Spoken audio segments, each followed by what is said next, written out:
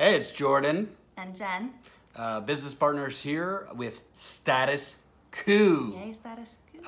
The Status Coup we are trying to launch, and very, very aggressively behind the scenes, bending over backwards, especially her, to get off the ground.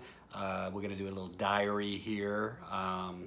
What should we talk about? Well, you did the diary where we had just come from the lawyer meeting, and to be honest, neither of us are, finance people who enjoy sitting for 3 hours and talking about finances. So that wasn't super fun. We've also been working on editing the next corporate con job chapter. Which one is that? It's gonna be on election night. Ooh, where I lied outside the glass ceiling, where Hillary Clinton was supposed to be victorious and break the glass ceiling. In the literal glass-ceilinged conference center, right? Yeah, so you're editing that. Is it okay? Should people want to read it? It's very good. It starts out heartfelt, talking about Bernie's endorsement, and that tugs at your heartstrings because that was hard for all of us. And there's a line in there, actually, when I was editing. I don't like to tell him when he has a good line, but I'll say this. It stopped me. It's like, that's perfect. That's the perfect way to phrase that. So you'll have to, it's on the first page. And by the way, if you're not aware, you're watching me on my reporting Patreon. If you want to read the book, got to go over to the book Patreon. Two different things. Book Patreon, you could do $1, $2, $5, whatever, per chapter.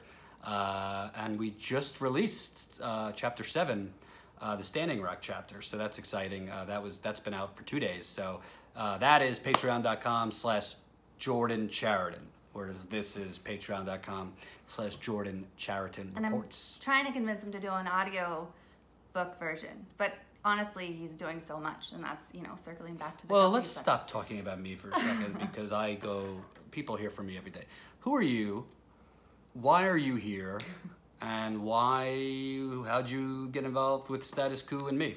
That's a good question. I am actually, so when I was, I'll circle way back to when I was little. I always wanted to be a journalist. That's, I used to read stories about, female reporters and actually like detective stories like Nancy Drew too. So I grew up just assuming that's what I would become. But Nancy Drew? Nancy Drew is it? Oh, I'm thinking of Nancy Grace. Never mind. Not Nancy Grace. But I took a different path and I ended up getting a psychology degree. I don't know why, because that wasn't journalism, but anyway, I digress. So then I had my first child pretty young. I was a school teacher at that time. And I went back to writing, that's what I've been doing. I've been a writer for businesses, copywriting, marketing, stuff like that. So your soul's been dying slowly. So that's the thing. My soul's been dying slowly. So how I got, why I'm here is because I'm reviving my soul. I'm coming back to the path I was supposed to be on. I've learned a lot about business and marketing and done a lot of things, I think, over the years, even though it wasn't my passion, that have prepared me for this. So, I'm doing a lot of things in the background, helping to build the business, helping build Status Coup, and I'm passionate about the journalism. So, and I'm not someone who wants, a corporate channel, like people just reading the PR statements that people send them. The government. The government, but also corporations, like whoever. So the true investigation, the true infield stuff, the stuff that really matters, like that's I said to Jordan today, like, apart from my children, building this company means the most in the world to me. I think it's so important.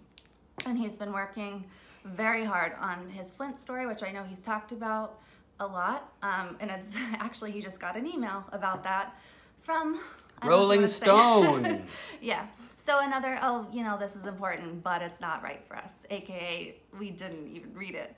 And we have... Isn't that shocking that these places that are such big magazines literally don't take the time to read like 10 pages on Microsoft Word? Right, and it's like they have the money they have the staff, they have editors, they have people to vet things, but they still don't have time. So it's ridiculous. And No, it's not that hard. they don't have time. It's that they don't have time if it's not involving They don't make the time. Donald Trump. Yeah, if it's not about, Kanye West tweeting Donald, or whatever, like Trump tweeting Kanye West, like they don't care. Mm-hmm. So that's been hard, but you're still working on it. And today is the 4-year anniversary. And real quick, I mean, That's real quick, let's keep it real because this is the diary, so we give you the truth here. I mean, you came on board with me at not such a great time in my life. You've had some arrows slung at you as well. Well, yeah. So talking about the past few months, not, before that, like 6 months ago, I guess. As you guys know, there was a lot of lies spread about Jordan. And how do you know they were lies? Well, I know they were lies because I handed you my computer. There's a lot of background, but essentially, as someone who investigates things, and that's like anyone who knows me knows I research the heck out of everything. If there's something to know about something and I need to know it, I find it. So, without going into too much detail, which Jordan would rather I go into more detail, but I'm not going to, I know 100% that those things are lies. So I had to make a decision back at that time. What was I gonna do? And actually it wasn't even a decision to make once I knew those things were not true, and knowing Jordan as a person. And I even hesitate to say that was part of it, because just because I know someone as a person doesn't mean, that's not evidence. But combined with the evidence, it becomes very important. So I made the decision, as someone who I've been, sexually abused when I was younger. This isn't something I take lightly, none of it. So I made the decision to kind of stand up and come out publicly. And as you guys have probably heard, I don't like to be on video at all. This is torture for me right now. Doing good. But I made a video and came out in defense of the truth. And I got a lot of hate for that. The video that I did back then, it actually got a lot of views, which is horrifying. But not because of the content, just because, as I said, like I did not want to be on video. I'm not someone who would, but I didn't even hesitate to do it because it's the truth and it matters. So yeah, people then came out against me saying, I was a bad person, a bad woman. Like, how could I do this? Especially at that time, like stories like this were coming out rapid fire. And the thing too is there's a lot of behind the scenes stuff people don't know as far as why those lies were spread and other lies, and why certain things happened by companies and people that you guys all know. And I yell at Jordan for hinting about stuff, so I shouldn't hint at stuff. But yeah, there's a lot of reasons that this happened, and it wasn't, none of it's true, and there's a reason that it did happen, and now it's put us on this path. But I think it's important too, because journalism, real journalism, is really about doing things that are not comfortable for you and put you in large part at risk of being attacked. Yeah. Majority of people in this country, particularly corporate media and social media hyenas that attack, there's really a lot of groupthink. And a lot of people, whether it's the Me Too movement or anything, are found guilty without much research being done. Yeah, and guilty by tweet. There's two types of person: people that are afraid to put their public perceptions at risk, and people who just stand for the truth no matter what. And I think and there were a lot of people who, like you guys know as truth tellers, who behind the scenes, they supported the truth, like, hey, we know, like, Jordan didn't do these things, not gonna say anything publicly though. So yes, we found very quickly not only who like real friends are, but who people are who, like, it's rare for people who will always stand for the truth no matter what the cost is to themselves. Yeah, and it's also interesting on that light, telling you behind the scenes, a lot of people, I won't name anyone, but a lot of progressive media allies, shall I say, couldn't be seen with me, couldn't say anything about me publicly, even though they were telling me privately, like, we know you're telling the truth, man. But as soon as I came back, and as soon as you know, my YouTube channel starts growing, and as soon as, I mean, it's very, very clear that all this stuff against me was kind of just bullshit. All of a sudden, they're retweeting me, and they want to get coffee, and they want to, you know. So you learn through tough times who your real friends are and who your allies are. So yeah, it was hard, and we found too, like on lower levels, because certain people had their own individual agendas, they would lie and just not even think about the lives that they were destroying. You know, obviously you guys know about Jordan's stuff. I won't get into what they said about me. None of that's true, and it was hurtful. It was very hard. And on a larger level, there were coordinated, you know, especially on social media, there were coordinated attack groups. We don't have, I won't say like what I suspect those groups were part of or those people were part of. David Brock! But we're still seeing it. In fact, we saw it last night, where there are people who are ready to deploy. It's the same exact accounts, the same exact people every single time. They retweet each other and they have a very clear agenda. Yeah. So that's what happens when you tell the truth, and that's why, you know, that's why we're building this company. That's why I've worked with Jordan now. I don't even remember when, last spring, I guess, since last spring. And because it is very rare that a journalist will always tell the truth, will always stand up for what's right. And that's what this company is and what it has to be.